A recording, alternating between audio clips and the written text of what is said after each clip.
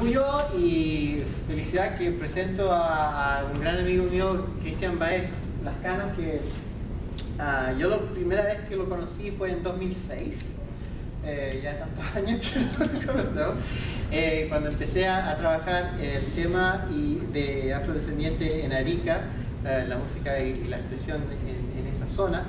Y Cristian fue el que me recibió esa primera semana, me convenció porque ya tenía listo 10 personas con quien tenía que hablar ya esa semana, que me iba a quedar ahí en Arica, y con eso me convenció el hecho de estar, porque él ya movía las cosas y él sabía cómo iban las cosas, y entonces él tiene harta experiencia trabajando con este movimiento, él de cierto modo es el corazón de este movimiento afrodescendiente en Chile. Entonces, con gran orgullo y gracias al Departamento de Estado por haberle traído por estos lados y su programa de intercambio, de que podemos aprovechar de su presencia aquí y que pueda hablarnos hoy día un poco de ese proceso, de qué está y un poco de la historia de ese proceso. Entonces, con mucho orgullo, Cristian Baez. Bueno, primero gracias por la invitación, igual le agradecer al Departamento de Estado, porque fue difícil poder llegar acá.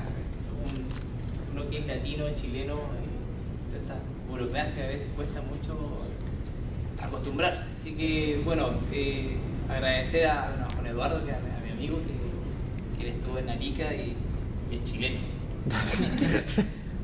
Fue algo linda la experiencia cuando la primera vez que llegó allá, porque es como el chileno que quiere hablar en su tierra y como hablar cosas, palabras que le vas a hacer chileno, ¿ya? Y hablar bien de huevón, así. Y bueno, lo que yo quiero hablar con ustedes, compartir acá en esta universidad en Indiana, es una experiencia desde el proceso del activismo, ¿ya? Es un activismo que desde la perspectiva cultural, ya sea antropológica e investigativa, se generan los resultados para buscar instrumentos de incidencia a nivel político, cultural y social. O sea, es una experiencia que nosotros, como la organización a la que pertenezco, Lumbanga, la que tomó hace 8 años atrás, donde el proceso de los afrodescendientes nació hace 10 años atrás, después de la Conferencia Mundial de Durban, la Conferencia contra el Racismo. Ese año nace las primeras organizaciones afro, y bueno, es todo un suceso a nivel de América Latina, porque era el único país que no reconocía que había negros o afrodescendientes. Entonces eso marcó un hito muy importante en un proceso nuevo para los afrodescendientes en América Latina. Y es ahí donde nace Lumbanga 2 años después, y bueno, la institución Lumbanga como estructura nace empezando de poder reconstruir una memoria oculta, una cultura negada. O sea, en lo personal yo viví con mi abuela, con mi papá negro en términos fenotípicos, negro oscuro, pero miraba y me enseñaban en los colegios que no había negros, o sea, hubieron esclavos en Chile, en este de Chile, hubieron y desaparecieron, y por el frío, tengo aquí ya una utopía de que por el frío se habían desaparecido. El Mundial de Sudáfrica mostró a todo el mundo que no es así, porque en Sudáfrica ha sido un frío tremendo y nuestros ancestros ahí vivían más bien. Entonces, eso es algo que si te enseñaban en los colegios, decís, bueno, si los negros desaparecieron, entonces, ¿qué es lo que es mi abuela? Esa es la pregunta que nos hacía, ¿qué es lo que es mi abuela si supuestamente desaparecieron en Chile? Pero ahí está la otra parte que de esta zona de donde vengo yo, no sé si podemos empezar, la zona donde vengo yo, que es Arica, la zona norte, que está, bueno, este es el mapa antiguo, ¿cierto? Más o menos. Bueno, ahí Arica está junto con Bolivia y Perú, la zona extrema del norte de Chile, una zona desértica, calurosa, que justificada de repente, porque dicen, bueno, por estos negros que se quedaron, a lo mejor no saben en Santiago que estamos vivos y que todavía están. Esa era una experiencia desde la infancia, es decir, bueno, si dicen que desaparecieron, bueno, a lo mejor no saben que estamos acá. Es como esa es la pregunta de una inocencia de un niño. Entonces, esta zona tuvo un conflicto, todos saben, bueno, tienes en estudio seguro que hubo un conflicto en la Guerra del Pacífico, que Arica hasta casi un siglo atrás, más de un siglo atrás, era del Perú. Y bueno, Y acá yo quiero hablar un poco de por qué estos afros están acá, estos afrodescendientes, nuestra cultura está en la zona de Arica, más allá que en el resto de Chile también hay, que es un tema que es otro tema que podría alargarme en esta ponencia, pero quiero fijarme mucho a esta parte, lo que es Arica. ¿Por qué nuestros ancestros están ahí? Yo he discutido con historiadores porque resulta que el puerto de Arica se funda como un puerto, pero no como un puerto principal, como un puerto estratégico. ¿Ya? Arica no tenía nada. En el siglo XVI, XVII, cuando se descubre, se funda en la ciudad de San Marcos de Arica, no tenía nada. No era un tema de que había minerales, que había grandes lugares para cosechar agricultura, el tema de algodón o caña de azúcar. Había una costa, pero lo interesante era que era un puerto, una costa que conectaba el Alto Perú, que era el descubrimiento de las minas del Cerro Rico Potosí. Entonces, la razón de nuestra ciudad, de esta creación de esta ciudad, tiene que ver claramente con lo que es la creación, el descubrimiento de las minas del Cerro Rico Potosí. Yo no soy historiador, solo he leído y me he dado cuenta y he comprendido de por qué nuestros ancestros llegaron a esa zona. Entonces, las minas del Cerro Rico Potosí de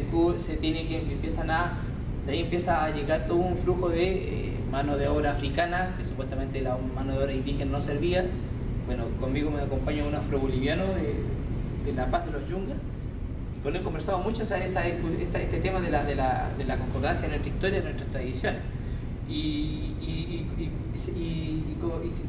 se une porque algunos apellidos, algunas formas de mirar la vida. Ya estábamos cantando un canto antiguo de la Cruz de Mayo y él decía que él también en la familia le cantaban los abuelos cantaban esa cruz. Entonces hay relaciones muy comunes que nos hacen entender que nuestra presencia en Arica tiene que ver con esta relación con el Potosí. Actualmente Arica vive del puerto porque todo el producto que Bolivia envía y lo que le llega a Bolivia, la gran parte de sus producciones, de lo que ellos compran y traen, llega al puerto de Arica y de ahí se ingresa a Bolivia. Entonces, incluso hace una semana, un día atrás, Bolivia, el Ciudad del Alto cerró el bloque con Chile y Bolivia se para. O sea, se cierran la entrada con Arica a Bolivia. Bolivia se detiene porque no puede ingresar la cantidad de camiones que envían mercancía, mandan petróleo también para las costas. Entonces es estratégico, y ancestralmente fue estratégico para las culturas milenarias. También fue estratégico esta conexión del alto de la cordillera con la costa.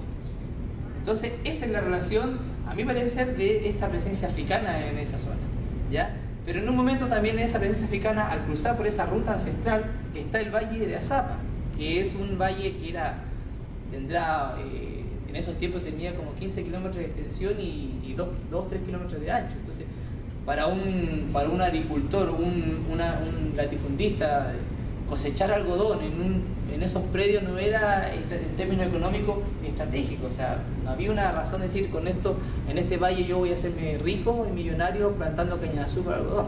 Entonces, la incógnita es, estos españoles que llegaron seguro eran españoles de pequeños agricultores que improvisaron y experimentaron en esos pequeños predios, haciendas de 20 hectáreas, de 30 hectáreas, la caña de azúcar, el algodón, y en el puerto de Arica se crea todo un flujo laboral que la mano de obra también africana también empezó a trabajar. Entonces esa es la razón, a mi parecer, de lo que se viene. Y lo que siempre cuento la historia de nosotros es que la memoria la memoria olvidada de nosotros. Porque tenemos una memoria del tiempo de la precolombinos, después viene el virreinato del Perú, ¿ya? Y después viene la independencia del Perú, y empieza el periodo de la independencia en 1820, fue la independencia del Perú más o menos, hasta 1879, que es empieza la guerra del Pacífico, y el asalto de todo el Morro de Arica, la batalla del Morro de Arica, donde Chile le quita la ciudad a Perú. Entonces hubieron 80 años de república peruana y después hubo hasta ahora ciento y tantos años de república chilena. Entonces el proceso nosotros como africanos, nuestros ancestros y los descendientes africanos de nosotros, tuvimos que pasar un momento de aculturación, o sea, fuimos virreinato, después nos enseñaron el patriotismo peruano y después nos tienen que enseñar el patriotismo chileno. Entonces y en ese proceso, cuando Chile empieza a generar el proceso de la chilenización, en mi libro, que traje algunos libros que voy a regalar, hace un poco voy a regalar a cada uno, hablo de la chilenización, que es igual al blanqueamiento, porque en ese proceso de chilenización, cuando Chile con Perú firman el Tratado de Ancón de paz y decimos, bueno, ya, ¿sabes qué? No peleemos más, en el año 1900 firman el tratado, pero preguntémosle en 29 años más a los ciudadanos ariqueños si quieren ser peruanos, volver a ser peruanos, o si quieren seguir siendo chilenos. Entonces, en todo ese periodo, estaba ahí de árbitro de Estados Unidos, ellos fueron el árbitro para poder decir, ya, se firma el Tratado de Paz y en 1929 se va a firmar se va a hacer el plebiscito y se va a preguntar a todos los ciudadanos que vienen en Arica si quieren seguir siendo chilenos o volver a ser peruanos. Entonces, ese periodo es interesante para entender por qué nosotros nos ocultaron y aparecemos en el año 2002 como un movimiento. Es ahí porque el gobierno de Chile, en 1910, cuando se cumplen los 100 años, el centenario de la independencia, hay un documento y varios documentos que hablan que el gobierno de Chile manda a hacer una autobiografía de quiénes somos los chilenos después de 100 años de haber sido independizados y ser una república. Y en esa autobiografía de 1910 dice que Chile es un país de blancos, se define como un país de blancos. Entonces, por ende, la ciudad de Arica, su población, el 57% en ese entonces, era de población negra, samba y mulata. Y no contaban los afrodescendientes como yo, o sea, yo era criollo, yo era mestizo. Entonces hay un cálculo de una estadística que decía, o sea, fácilmente el 80% de la población en la ciudad de Arica era descendiente africano, ¿ya? Entonces ese proceso, el gobierno de Chile dice, en el periodo de chilenización dice, bueno, vamos a perder acá si hacemos el plebiscito en 29 años más, vamos a perder. Entonces empieza la chilenización atraer gente desde la parte del centro de Chile hacia Arica, una especie de destierro. La gente que estaba presa en las cárceles o tenía algún conflicto judicial, bueno, ¿quieres ser libre? Te vas, pero te vas a hacer patria a Arica. Pero esa hacer patria es como lo que hoy día hablaba yo. Yo estaba visitando muchos lugares de lo que es el proceso afroamericano. Vengo de Washington, New York y ahora estoy acá. Mañana nos vamos a Charleston. Y hoy día aprendí mucho de lo que es el Ku Klux Klan, ¿ya? El Ku Klux Klan era que salía en las noches a hacer maldad, ¿cierto? Era como salir en las noches y como en Chile decía, dejar la cagada, ¿cierto? De quemar las casas, todo eso. En Chile pasó lo mismo con estas ligas patrióticas. Salían en las noches, el gobierno decía, ven, vive acá, te doy todo el espacio, pero de día no puedes hacer nada, porque había un tratado de paz, un tratado con Chile entre dos, aparte que había policía tanto chilena y peruana al mismo tiempo, estaban instaladas. Entonces en ese proceso dice, bueno, pero tenéis que votar a todos los que sean peruanos, que supuestamente tengan sentimientos muy patrióticos de peruanos. Pero en ese entonces sinónimo de peruano era igual a negro. Porque salí y veía un negro, tú soy peruano. Hasta ahora, cuando te ven, dices, tú soy peruano, no soy chileno. Cuando viajo a Santiago de Chile tengo muchos problemas porque creen que soy cubano, soy brasileño, soy peruano, pero no chileno. Entonces, en ese entonces ya estaba esa visión. Entonces, ¿qué es lo que hacen?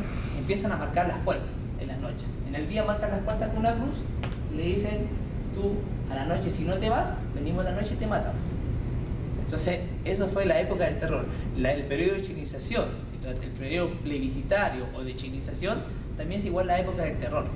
Que en las noches, al igual que Ku Klux Klan, salían y a los negros los amenazaban o los mataban. Y, bueno, soy testigo de mi familia que mi bisabuelo arrancó, tuvo que arrancar, fue amenazado y tuvo que arrancar al Callao, al Perú, a Lima, para poder que se calmara todo este proceso de ese blanqueamiento que se quiso hacer para nosotros.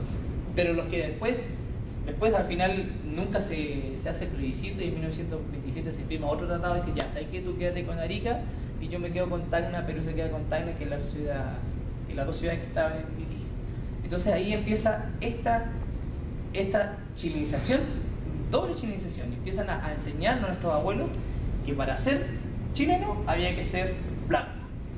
Entonces ahí viene nuestro otro periodo más fuerte, que es de que nuestros abuelos se casaron con puras blancas o blancos, porque ellos decían que para ser un chileno no había que ser negro, entonces nosotros teníamos que blanquear.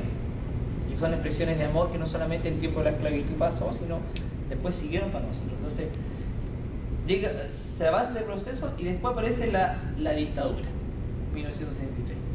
Y Pinochet también tiene una visión de decir que Chile es un país de blanco. Entonces, a lo mejor, por lo que he escuchado de mis padres, hubo una intención de decir, oye, acá están los negros, Chile. Pero después, cuando llega la dictadura, también dicen, bueno, mejor me calmo y no digo nada. Y la dictadura militar marcó más fuerte, si bien también marcó a los mapuches y a los aymaras y los quechos que viven y los rapanui, a los negros mucho más lo ocultó de decir, acá no existen negros, Chile es un país de blancos y es así. Entonces, ese contexto que yo quiero contarles es del por qué estos movimientos afro aparecen después en el año 2000, después de y no aparecieron antes, que esa es la pregunta que nos hacíamos nosotros a nuestros padres. ¿Por qué no fue antes esto? ¿Por qué ahora que ya estamos más claros, que estamos más nuestras generaciones están claras?